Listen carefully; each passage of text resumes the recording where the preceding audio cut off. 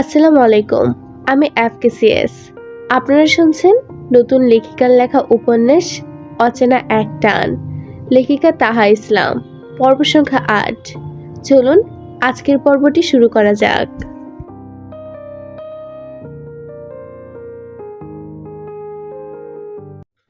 Irish Ayaan তো খুঁচা মারার কথায় ব্যস্ত। আয়ান সুযোগ পেলে আইরিশকে শোনায়, আর আইরিশ সুযোগ পেলে আয়ানকে। এভাবে চলতে থাকে তাদের খোঁচা মারার প্রতিযোগিতা। বিকেলের দিকে চৌধুরী বাড়ির সদস্যরা চলে গেছেন। আফরা বুঝতেছে না তাহা কি মোবাইল আনছে। আফরা অনেক ভাবনা চিন্তার পর মোবাইল নিয়ে তাহাকে কল দিতে শুরু করে। তাহা ফ্রেশ হয়ে সবে বসেছে, এমন সময় কল আসতেছে। তাহা মোবাইলের শব্দ পেয়ে আদিলের দিকে তাকায়। দেখলো আদিল সোফায় বসে ল্যাপটপে কাজ করছে। তাহা দেখলো আদিলের মোবাইল বালিশের পাশে। তাহলে মোবাইলের শব্দ কোথা থেকে আসছে? তাহা চারদিকে চোখ বোলালো। আদিল তাহার মনের ভাব বুঝতে পেরে বলল, রুমে আছে তোমার মোবাইল। তাহার চোখ বড় বড় হয়ে গেল। তাহা এখনো রুমের ভেতর ঢুকে নাই। তাহা চুপচাপ সেদিকে যেতে শুরু করে। তাহার রুমের পাসওয়ার্ড দেখে আদিলের দিকে তাকায়। আদিল বলল, 122503। তাহা আদিলের বলা পাসওয়ার্ড দেয়, কিন্তু সে গুলিয়ে ফেলে, যার জন্য আদিলের মোবাইলে অ্যালার্ম বাজতে শুরু করে। তাহা ভয়ে চুপসে গেছে। আদিল উঠে বলে, সমস্যা নেই, মনে থাকবে বুঝিয়ে দিলে। তাহা চুপচাপ দেখছে। আদিল দরজা খুলে দিলে তাহা ভিতরে প্রবেশ করে। দেখলো একটা টেবিল বড়সড় আছে, দেওয়ালের পাশে বই আর ফাইল। শুধুই একটা দেওয়ালে তাহার উপন্যাসের বইগুলো আদিল খুব সুন্দরভাবে সাজিয়ে রাখছে। এর পাশে তাহার কলেজের বইগুলো আর আদিলের কিছু ফাইল। তাহা তার উপন্যাসের বইগুলো দেখে বলে, এইভাবে উপন্যাসের বই দেখতে আমার ভালো লাগে না। আপনি আপনার ফাইলগুলো এখানে রাখেন। আদিল গম্ভীর সুরে বলল, কেন ভালো লাগে না? তাহা আমতা আমতা করে বলল, আমি উপন্যাসের বইগুলো আমার পড়ার টেবিলের উপরে রাখি। আদিল বুঝলো আর বলল, এখানে উপন্যাস কতগুলো পড়েছ? সব, তবে 2টা বাকি। কয়টা আছে এখানে উপন্যাসের বই? 15 বা 20টা হবে। আচ্ছা, তুমি যেগুলো পড়েছ সেগুলো রাখার দরকার নেই, আর 2টা এগুলো রাখো। তাহা আদিলের কথা সম্মতি জানায়। আদিল মুচকি হাসে শুধুই। তাহা একে একে সব বই গুছিয়ে আদিলকে দেয়। আদিল সেগুলো নিয়ে ঠিকভাবে লাইব্রেরিতে রেখে দেবে। তাহা মোবাইল নিয়ে রুমে এসে বসতেই আদিল ডেকে বলল, সুইটহার্ট, এদিকে আসো। তাহাও আদিলের সামনে দাঁড়ালো। আদিল তাহাকে মোবাইলটা দিতে বলে। তাহাও মোবাইলটা আদিলকে দিয়ে দেয়। আদিল তার নাম্বারটা সেভ করে দেয়, মাই হাজব্যান্ড এই নামে। আদিলের মোবাইলও তাহার নাম্বার সেভ ছিল না, তাই সে আবার নিজের মোবাইলে তাহার নাম সেভ করে নেয়। আদিল দেখে আফরা কল করছে, তাই তাহাকে বলে, তোমার বান্ধবী প্লাস ননদিনী কল দিচ্ছে। তাহা কি করবে, লজ্জাও লাগছে তার। তাহাকে আদিল মোবাইল দিয়ে ব্যালকনিতে যায়। তাহা আফরাকে কল দেয়। আসসালামু আলাইকুম বান্ধবী। ওয়ালাইকুম আসসালাম জান, কেমন আছিস? এই তো বাড়িতে থেকে একেবারে। আবার কেমন আছিস এটা এখানে এসে বলতে পারিস না? কি করে বলবো, খুব ভয় লাগে ভাইয়াকে। এত ভয় পাস? ও বিয়ে করেছে বলে তাই এমন করছে? এমন কেন করছিস? আফরা ঠাট্টা করে বলল, ভাবি ও ভাবি যান, মাফ করে দেন। তাহাও বলে, করবো না ননদি, প্লিজ ভাবি। আচ্ছা আচ্ছা, থাম থাম। আফরা আর তাহা বেশ কিছুক্ষণ কথা বলার পর তাহা কল রাখলো। 4-5টা মেয়ে এক ছেলেকে ঘিরে বসে আছে। তাদের দেখছে হৃদয়। প্রত্যেক মেয়ে তার শরীরে সৌন্দর্য দেখাচ্ছে। একজন তার গায়ে তেল দিয়ে মালিশ করছে। গা এলিয়ে দিয়ে বসে আছে হৃদয়। হৃদয়ের এখন তাদের প্রতি ইন্টারেস্ট নেই, তাই সে উঠতে গেলে এক তরুণী তাকে ইংরেজিতে বলে, যাবেন না, এখানে আরো কিছুক্ষণ থাকেন। হৃদয়ের গা গরম হয়ে আসে। সে বলে, বাঁচতে চাইলে ছাড়, না হয় মরার জন্য প্রস্তুত হ। মেয়েটা তবুও থামলো না। হৃদয়ের মাথা গরম হয়ে গেছে, পায়ের রক্ত টকবক করছে। বালিশের কাছে থাকা পিস্তলটা নিয়ে মেয়েটার বুক বরাবর মারল গুলি। সাথে সাথে পড়ে গেল মেয়েটা, মুখ দিয়ে বের হচ্ছে রক্ত। মেয়েটির এই অবস্থা দেখে বাকি মেয়েরা ভয়ে চলে গেল। হৃদয় একটা শার্ট পরে বের হলো বাহিরে। গায়ে তেল মালিশের কারণে কেমন জানি গরম গরম লাগছে, অসহ্য লাগছে তার। তাই সে শাওয়ার নিয়ে বের হলো। আবার খুব ভালো লাগছে। বাহিরে এসে দাঁড়িয়েছে আর সিগারেট খাচ্ছে। হঠাৎ কাশেম নামক এক ছেলে এসে বলে, স্যার স্যার, সর্বনাশ হয়ে গেল। হৃদয় একরাশ বিরক্ত নিয়ে বলল, কি সর্বনাশ হয়েছে? কাশেম হাঁপাতে হাঁপাতে বলল, ওই যে মেয়েটা ছিল, মেয়েটার বিয়ে হয়ে গেছে কালকে, আজকে রিসেপশন ছিল। হৃদয়ের মাথার রক্ত যেন গরম পানির মতো ফুটছে। সে বলল, কে আমার জানের দিকে নজর দিয়ে দেখি? কলিজার এত সাহস কোথা থেকে আসে? কাশেম কিছুটা ভয় পেল হৃদয়ের হুঙ্কার শুনে। কাশেম বলল, ভাই, ওই ছেলেটা আদিল, খানবাড়ির বড় ছেলেটা। হৃদয় আবার হাতের সিগারেটটা ছুঁড়ে ফেলে। একটা কাপড়ের উপর গিয়ে সিগারেটের আগুন ধরে জ্বলতে থাকে কাপড়টি। হৃদয় আবার হো হো করে হাসতে থাকে। তার হাসি দেখে মনে হচ্ছে সে যেন বেশ খুশি এই বিয়েতে। তার থেকে এত খুশি কে হতে পারে? কাশেম বেকুব বনে যায় আর বলে, ভাইজান হাসতেছেন কেন? আমারও বলেন, আমিও হাসি। হৃদয় হাসতে হাসতে বলে, কাশেম, ওই ছেলেটা আদিল, সত্যিই হাস্যকর। কেন ভাই, এতে আবার হাসার কি হলো? এখন দেখি খেলা অন্যদিকে ঘোরাতে হবে। মানে? কাশেম দেখ, আদিল হারামি আর ওই দুর্বল তাহা, এখন আমাদের শুধুই কাকে লাগবে? ওই মাইয়াটাকে, মানে ভাবি তাহাকে, ঠিক না ভাই? হুম, ঠিক ঠিক। এ বলে আবার দুজন লাল পানির বোতল নিয়ে খেতে থাকে। তাহা এশার নামাজ পড়ে শুয়ে পড়ল। আদিল রুমে এসে দেখলো তাহাকে। তাহার মুখ পর্যবেক্ষণ করলো, বুঝলো সবে ঘুমের দেশে পাড়ি জমিয়েছে। আদিল অনেকক্ষণ আকাশের পানে তাকিয়ে আছে, গোল উজ্জ্বল চাঁদকে দেখছে। হঠাৎ তাহা মিটিমিটি চোখ খুলল, দেখলো আদিল নেই। তাহা একটু বসে ভালো করে দেখলো ডিম লাইট জ্বালানো। তাহা উকি মেরে বোঝার চেষ্টা করলো আদিল কই। হঠাৎ বেলকনি থেকে ভেসে এলো গানের লাইন, ভালোবাসি তোমার, ভালোবেসে যাব, জনম জনমে সঙ্গী হব। তাহা বোঝার চেষ্টা করলো কে গাইছে। পরে বুঝলো আদিল গাচ্ছে। আসলেই ছেলেরা গান গাইলে তাদের কণ্ঠে যে কোনো গান সুন্দর লাগে। যেমন আজ সারাদিন গম্ভীর হয়ে থাকলেও আজ সে কত সুন্দর করে গান গাইলো। কেউ বলতে পারবে এই লোকটা কেমন জেদি, বদমেজাজি? এসব ভাবতে ভাবতে আরও 2 লাইন গান ভেসে আসে কানে। আকাশারায় যেখানে তোমায় ছুব সেখানে,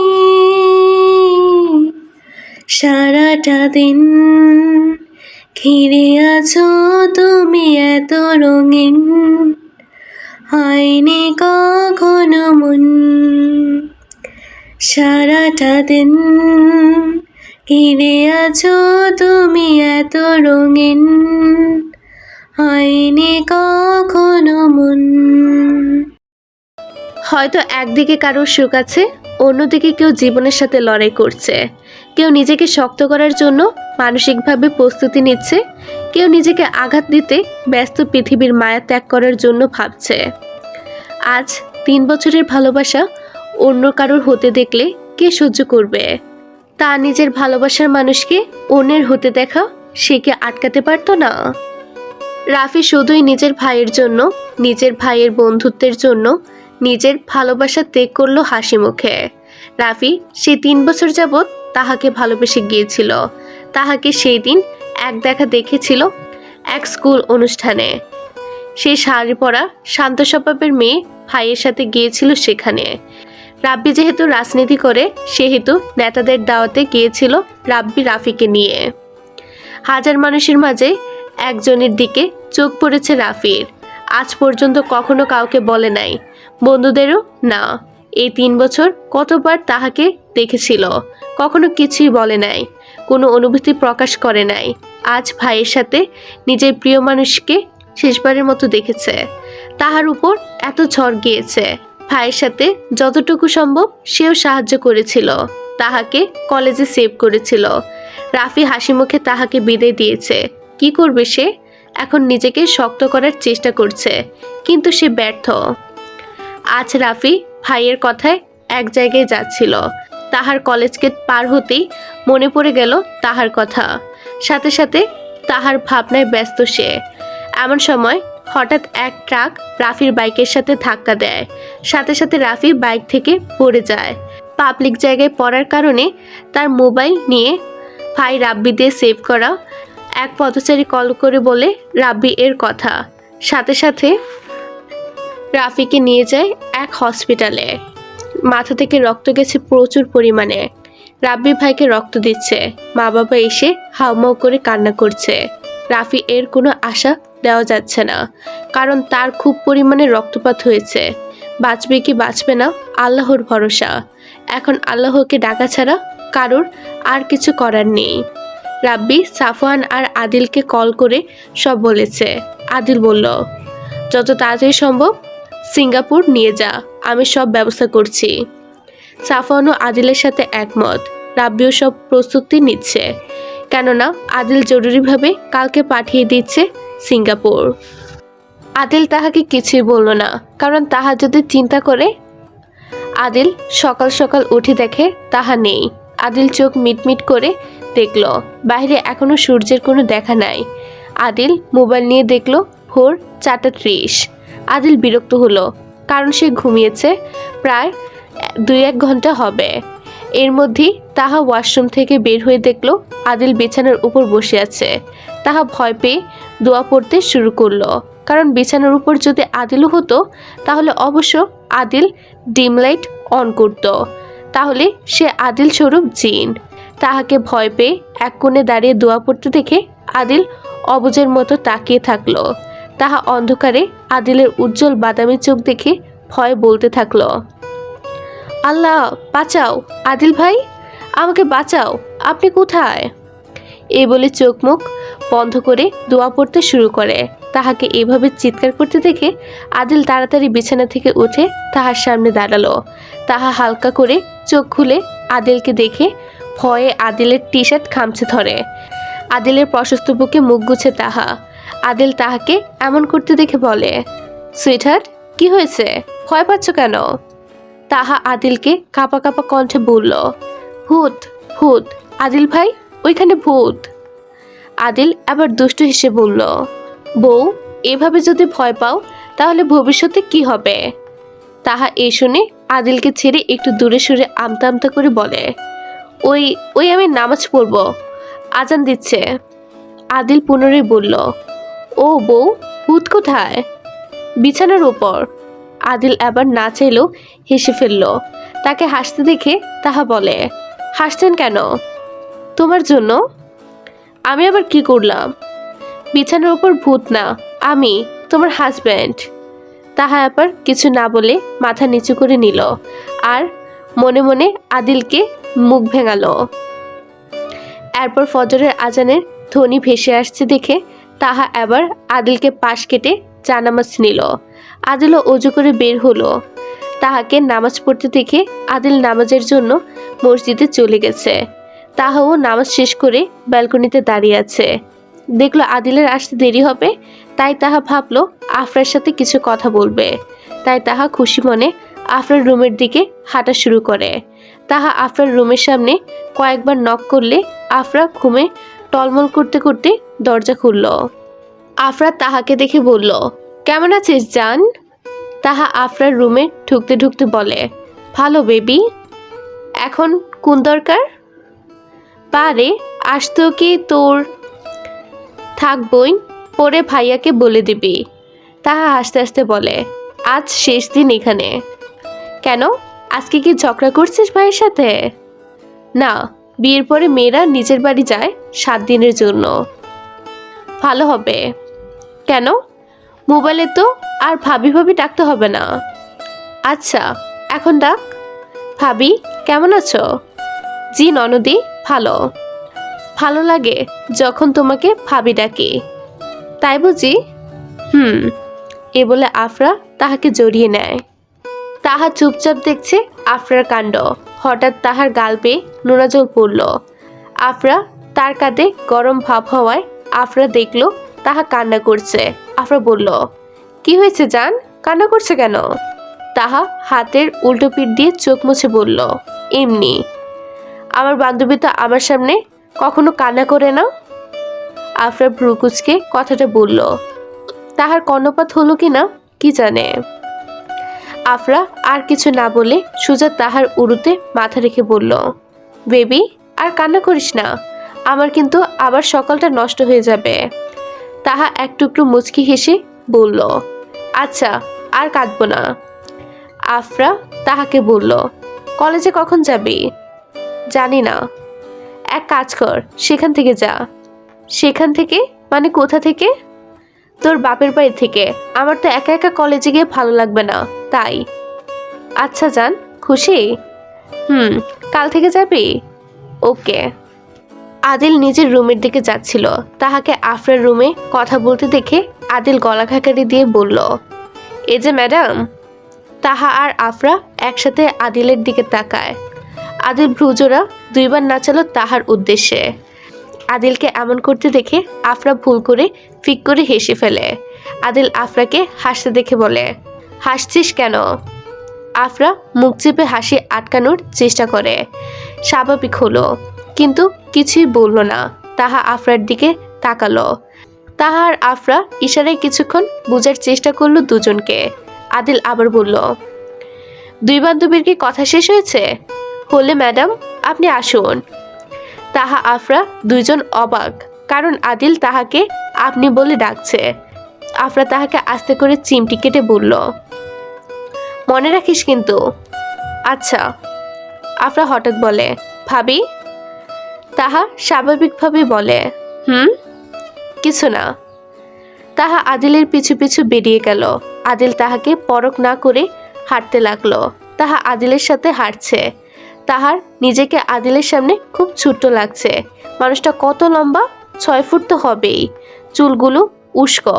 তাহা রুমের সামনে এসে দাঁড়ালো। আদিল রুমে প্রবেশ করবে। তাহাকে দাঁড়াতে দেখে বলল, থামলে কেন? তাহা কিছু না বলে টানা টানা চোখ দিয়ে দেখছে আদিলকে। আদিল আহ্লাদি কণ্ঠে বলল, এভাবে তাকেও না, শরম লাগে। তাহা তো অবাক, ছেলে মানুষের নাকি লজ্জা লাগে। তাহা মাথা নুইয়ে নিল। কি বলবে সে? ভাষা যেন হারিয়ে ফেলেছে। কি বলবে এখন? তাহা চুপচাপ আছে দেখে আদিল বলল, রুমে এসো। তাহাও কোনো কথা না বলে রুমে গেল। আদিল তাহাকে বলল, মাথা খুব ব্যথা করছে। তাহা কপালে কয়েক ভাঁজ ফেলে বলল, কফি? তাহা আর কিছুই বলল না। আদিল বলল, ওইখানে মলম আছে, দিয়ে দিবে সুইটহার্ট প্লিজ? তাহা আর কিছুই বলল না। কেন জানি না আদিল তাকে কোনো বিশেষ নামে ডাকলে তার খুব ভালো লাগে। সে নিজেও জানে না। মলম দিয়ে আদিলের মাথায় লাগিয়ে দিয়ে তার নরম ছোট্ট হাত দিয়ে আদিলের কপাল স্পর্শ করতে তাহার হাত কাঁপছে। তাহা কোনোভাবে আদিলকে মলম লাগিয়ে দিতে লাগলো। এক পর্যায়ে আদিল সোফায় হেলান দিয়ে চোখ বন্ধ করে নিল।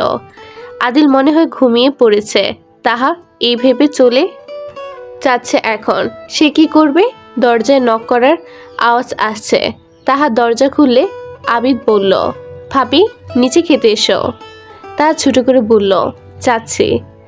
আবিদ যাওয়ার জন্য পা বাড়ালে আবার বলল, আমি কে? তাহা অবাক হয়ে বলল, কেন আবিদ, তোমার কি স্মৃতি হারিয়ে গেছে? আবিদ ভাব দেখিয়ে বলল, হ্যাঁ আমার নাম আবিদ, কিন্তু আমি তো তোমার দেবর বা ভাসুর হব। তাহার চোখ কপালে উঠে গেছে। এইটুকু বাচ্চা নাকি ভাসুর, এটাও জানে? তাহা আবার নরম সুরে বলে, আচ্ছা ছোট ভাসুর, আমি যাচ্ছি নিচে। আবিদ আবার বলল, ভাইয়াকেও প্লিজ ভাবি। তাহা মাথা নাড়ালো। আবিদ চলে গেছে। তাহা পিছন ফিরে দেখে আদিলের এখনো চোখ বন্ধ। তাহা চুপচাপ এসে আদিলকে দেখতে থাকে। কি বলবে? তাহা কিছু বলার আগে আদিল বলল, চলো।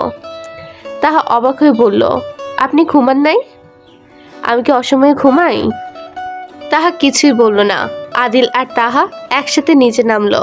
তাহার পরনে একটা লাল রঙের থ্রি পিস, দেখতে খুব সুন্দর লাগছে তাহাকে। শাহিন খান বলল, আসো আসো তাহা মা, আবার যেতে দেরি হবে। আদিল ভ্রুকুচকে গম্ভীর গলায় বলল, কোথায়? শাহিন খান ব্যস্ত হাতে কাজ করতে করতে বলল, আজ বাপের বাড়ি যেতে হবে তাহা মামুনিকে। তুই দিয়ে আসিস বাপ। আদিল আর কিছুই বলল না। তাহা আর আদিল একসাথে খাবার শেষ করলো। তাহা রেডি হচ্ছে।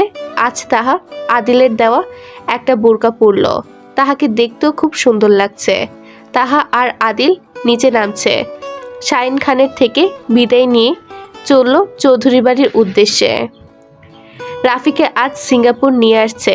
তাদের সাথে তাদের বাবা মাও আছে। আদিল সব ঠিক করে দেয়। আর সাফওয়ানও হেল্প করে বলল, কোনো সমস্যা হলে আমাকে বলবি। রাব্বি হ্যাঁ বলল। রাব্বি এর আদরের ভাই রাফিকে সিঙ্গাপুর নিয়ে এসেছে। প্রায় কয়েক ঘন্টা হলো। তারা এসে একটা হোটেল নিল। সাফওয়ান এটা আগে থেকে বুক করে নিয়েছিল। রাব্বি শুধু মা বাবাকে সেখানে নিয়ে আবার ছুটলো হাসপাতালে। রাফিকে ভর্তি করালো। একটা ওটিতে রাফি চুপচাপ মাথা নিচু করে বসে আছে রাব্বি। ডাক্তার বের হলে রাব্বি গেল ডাক্তারের কাছে। ডাক্তার রাব্বিকে বলল, মিস্টার রুবাব, আপনার ভাই রাফি আগের তুলনায় এখন কিছুটা ভালো আছে। আশা করা যাচ্ছে কিছুক্ষণ পর জ্ঞান ফিরবে। রাব্বি রাফিয়ের কাছে বসলো। ভাইয়ের সাথে কাটানো কথাগুলো ভাবছে। আর ভাবছে ভাইয়ের বলা একটা কথা, ভাইয়া বিয়ে করলে কিন্তু একসাথে করব। আরেকটা কথা কানে বাজলো, ভাইয়া কখনো তোমাকে বা তোমার সম্মানে আঁচ পড়লে আমাকে মেরে ফেলিও, সমস্যা নেই, আমি হাসি মুখে বিদায় নিব। এটা মনে পড়তেই রাব্বি ছোট্ট বাচ্চার মতো হাউমাউ করে কান্না করতে লাগলো। রাব্বি এর কান্নার শব্দে জ্ঞান ফিরল রাফির। আস্তে আস্তে চোখ খোলার চেষ্টা করছে রাফি। অস্পষ্ট শব্দ, ভাইয়া আমি কি কিছু করেছি? কান্না করছো কেন? কি হয়েছে? রাব্বি ভাইয়ের কথা শুনতেই তাকালো ভাইয়ের দিকে। ভাইকে জড়িয়ে ধরে। তাহা আর আদিল সবের থেকে বিদায় নিয়ে রওনা দিল চৌধুরী বাড়ির উদ্দেশ্যে। তাদের এলাকা একই। গাড়ি চলছে আপন গতিতে। আদিল ড্রাইভিং সিটে, তার পাশেই তাহা বসা। আদিল গাড়ি চালাচ্ছে আর চোখে তাহাকে দেখছে। তাহা এতক্ষণ অন্য কিছু নিয়ে ধ্যানমগ্ন ছিল। হঠাৎ গাড়ি ব্রেক ঘষলে তাহার ভাবনার থেকে হুঁশে আসে। তাহা এবার আদিলের দিকে তাকায়। আদিল কয়েকবার ভ্রু নাচালে তাহা চিবুক নামিয়ে নেয়।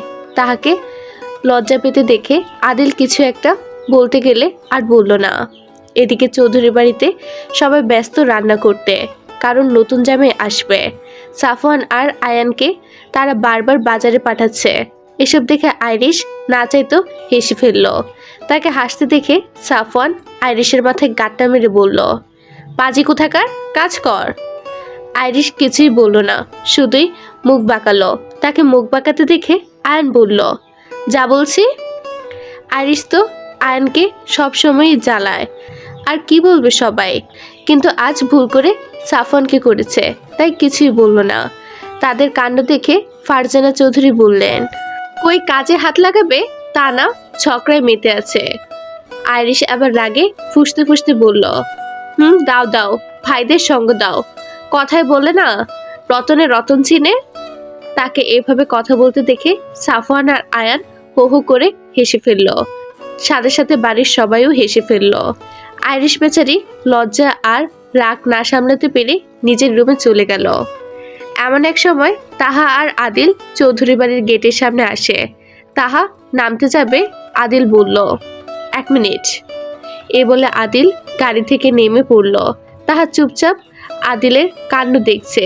কি বলবে কিছুই বুঝতে পারছে না। আদিল গাড়ি থেকে সব মিষ্টির প্যাকেট আর কিছু ফল নিয়ে তাহার উদ্দেশ্যে গাড়ির দরজা খুলল আর বলল, বিবিজান নামেন। তাহা অবাক, কারণ এভাবে কেন নামতে হবে? ঠিকই তো পা দিয়ে নামতে হবে। তাহা মনে মনে আদিলকে ভেঙচি কাটল। আর গাড়ি থেকে নামলো।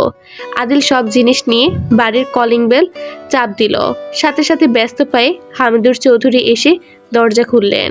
তাকে দেখে আদিল আর তাহা একসাথে সালাম দিল। হামিদুর চৌধুরীকে দেখে এক দৌড়ে জাপটে বাবাকে জড়িয়ে ধরল আর বলল, কেমন আছো আব্বু? হামিদুর চৌধুরী মুচকি হেসে বললেন, আলহামদুলিল্লাহ ভালো। এখন কি তুই মা ছোট নাকি? তাহা রাগে ফুঁসতে ফুঁসতে বলল, এখন বিয়ে হয়ে গেছে তাই ভালোবাসা কমে গেছে। তাহাকে এমন করে বলতে দেখে হামিদুর চৌধুরী না হেসে থাকতে পারলেন না। আদিলকে বলল, বাবা জিনিসগুলো এদিকে দাও আর ভিতরে আসো। তাহাও আবার নিজের হুঁশে আসলো। আবার মনে পড়ল আদিল তো তার সাথেই ছিল। আবার তাহার লজ্জায় লাল হয়ে গেল। ফর্সা মুখের দুই পাশে লাল টমেটোর মতো হয়ে গেছে। আদিল ভিতরে প্রবেশ করে তাহার সাথে হাঁটতে হাঁটতে বলল, আমার পাগল বউয়ের কখন বুঝবে আল্লাহ। আদিলের মুখে এমন কথা শুনে কি রেগ দিবে তাহা বুঝতে পারল না। বউ বলায় লজ্জা পাবে নাকি বাকি কথায় রাগ করবে। এসব ভাবতে ভাবতে সোফায় বসে থাকা সাফওয়ানকে দেখল। সাফওয়ান আদিলকে জড়িয়ে বলল, কেমন আছিস? আদিলও হাসি মুখে বলল, আলহামদুলিল্লাহ। তুই? আলহামদুলিল্লাহ। এর মধ্যেই আয়ান আসলো। আদিল তার সাথে কুশল বিনিময় করে কথা বলল। এরপর একে একে মা চাচিরা সবাই আসলো। আদিল ভদ্রতার সহিত সবার সাথে কথা বলল।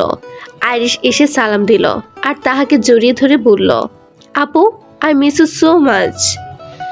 তাহাও আইরিশকে জড়িয়ে ধরে বলল, I miss you too. Irish আর তাহা কথা বলতে বলতে উপরে গেল।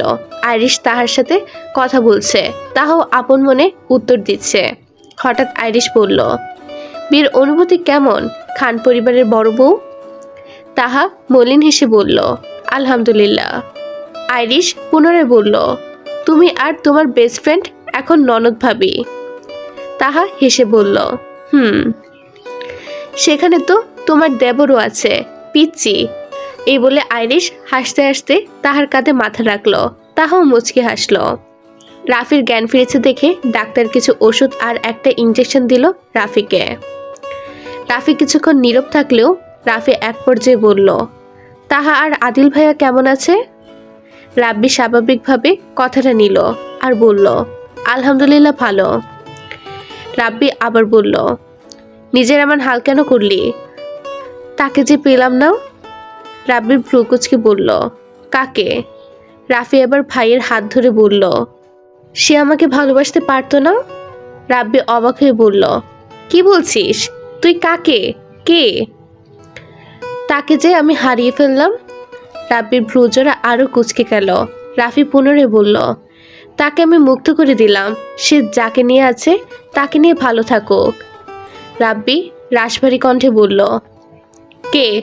আমি এখনই ওকে আনছি। রাফি ভাইয়ের হাত ধরে বলল, তোমার ভাই আরো ভালো পার্টনার পাবে। রাব্বি ভাইয়ের হাত ধরে বলল, একজনের জন্য জীবন নষ্ট করা আর অতীত নিয়ে পড়ে থাকা মানে বোকার কাজ। রাফি ভাইয়ের মুখ পানে চেয়ে আছে। রাব্বি চলে গেল নিচে রাফির জন্য।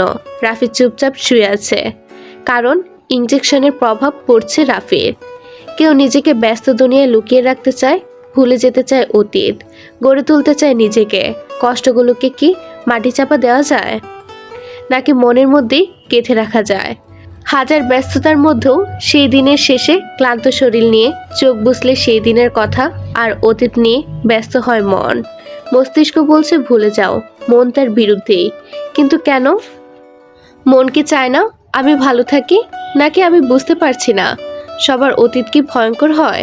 নাকি হাজার ভিড়ের মধ্যেই লুকিয়ে থাকে কারোর সুন্দর অতীত, যা সে ভেবে রেখেছিল ভবিষ্যতের জন্য, কিন্তু পরিস্থিতি বলে দেয় তার এই হাসি চিরন্তন নয়। হয় সে আজকে হাসছে, কাল কাঁদবে। এটা কি বাস্তব, নাকি এর মধ্যেই লুকিয়ে আছে হাজার রহস্যময় কারণ, যা তাকে তার অতীত থেকে আর বর্তমান কষ্ট ভুলতে সাহায্য করবে? কিন্তু কেন? এমন কেন? একটু কি পরিবর্তন করা যেত না? নাকি নিয়তি এমন? যদি এমন হয় তবে নিয়তি আর নিয়ম দুটোই পাষাণ। নিষ্ঠুর প্রকৃতি কখনো কখনো কাউকে সুখ দিতে ভুলে যায়, আবার কাউকে দুঃখ ছুঁতে দেয় না। কেন? এমন না হলে কি সুন্দর হতো সবার জীবন?